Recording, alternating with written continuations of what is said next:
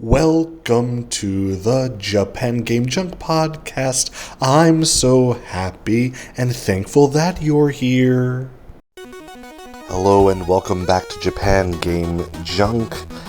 And today I'll be talking a bit about a visit to the Sunpia store. This is in Togane city of Chiba. It's a very old store from decades ago. This shopping mall, the shopping center.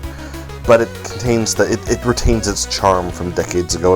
Inside there is a Surugaya store where I've visited often, including on this day, which is the 11th of August, 2025. So, for this episode, let me talk about some things that were here. First of all, if you're a fan of the Xbox controller, they had options here, but it depends on the color. So the original kind of whitish color of Xbox Series controller is 4,700 yen, new in box, but the magenta one that's all shiny is 7,800. So I guess, you just gotta pay a premium for that. A little adapter that lets you play your Mega Drive Mini, that little mini Mega Drive Sega Genesis converter. I have one of these for my Neo Geo Mini, but this one here, 6,000 yen, used. Kinda crazy. Or you could spend 4,500 yen and get an original Victor Sega Saturn controller, which is compatible with all Saturns, but made to go along with your V Saturn. Next up, they had the Negcon, the weird controller that you twist for the PlayStation. 5,000 yen. For some reason, PSPs are getting expensive. I didn't know they were this expensive, but just a regular old PSP, the system only, no adapter, no anything else. 15,600 yen just for a typical black PS3 3000. I was quite surprised. More expensive than the Neo Geo Pocket Color, a turquoise translucent blue one, 12,000 yen. That's a much better deal in my estimation. Right next to that was the Sega Mark III / SG-1000 paddle controller. I got mine much more cheaply than this, but it's their controller only in a plastic bag for 7,200 yen. You'll need that to play a few games on your Mark III or Master System that require it. They had Ninja Gaiden, no, that's wrong. Biohazard Gaiden, so Resident Evil Gaiden for the Game Boy Color. Complete in box, 18,000 yen, kind of a lot of money, but not as expensive as for the Game Boy Advance. Castlevania, I forget which one this is, but this is the, let's see, Castlevania, trying to zoom in here. Oh, is this the first one? Shadow of the Moon for Game Boy Advance? That was the game I bought the same day I bought my first Game Boy Advance. It was a launch title. Here, the best hits version, not even the original release, for Game Boy Advance, complete in box, 25,300 yen. These games are getting pricey. This is interesting, the Lethal Enforcer's Justifier gun, the light gun, for the Sega Genesis / Mega Drive / Sega CD / Mega CD. For the, for that system.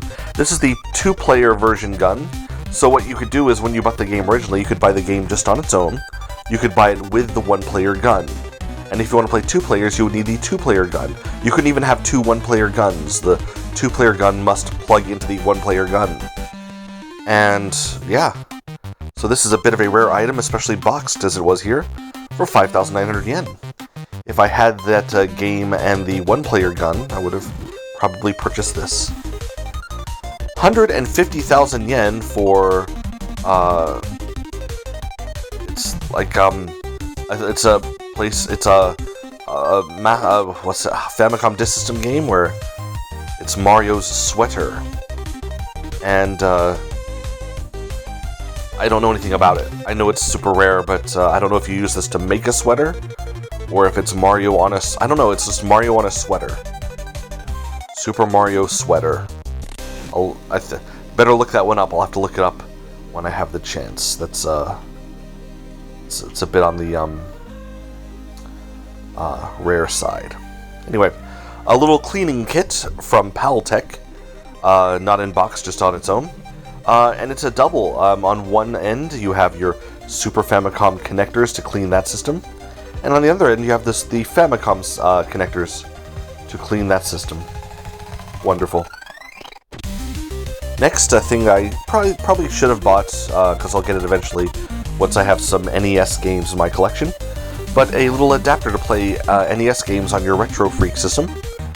Plugs into your Famicom port, 1,500 yen in box, but they're still new. They're still sold new for 2,000 yen, so it's not a big deal. Mega Race for 3DO was 2,000 yen. I just felt like commenting on this because, yeah, I remember this game as the first game I played on CD-ROM. It came with the computer that my family had, the first computer with a CD-ROM drive. It came with Mega Race, this racing game, and I was impressed with the video on it, but the gameplay not so much. The store did have Doom for 32X for 5,000 yen boxed, which is kind of cheap these days, and it's kind of weird. Forza Horizon 4 for Xbox One, 6,500 yen. Forza Horizon 5 for the Xbox Series and Xbox One, 5,800 yen. Cheaper. Curious. Let's Play Curling, Mina no Karing, Everybody's Curling for Nintendo Switch, 1,580 yen.